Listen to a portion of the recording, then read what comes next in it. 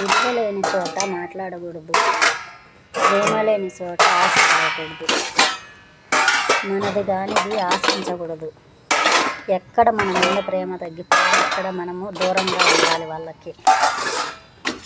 మన మీద విశ్వాసం లేని మనుషులకి ఎంత దూరంగా ఉంటే అంత మంచిది.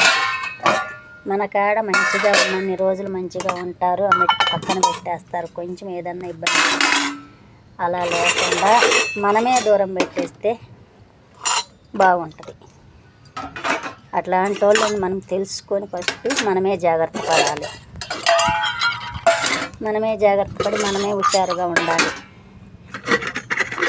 అంత అయిపోయిన తర్వాత హుషారు పడి ప్రయోజనం లేదు.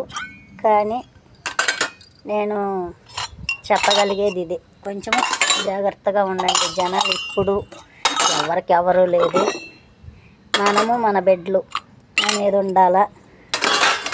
ఎవరిని మంచి అనేది వద్దు.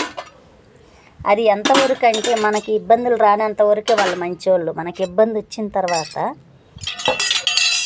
మనం మంచోళ్ళము. మనకి ఇబ్బందులు రానంత వరకు మనం మంచోళ్ళము. మనకి ఇబ్బందులు వచ్చిన తర్వాత మనము వాళ్ళ దృష్టిలో చాలా చెడ్డోళ్ళము. అదే అని చెప్తారు కదా,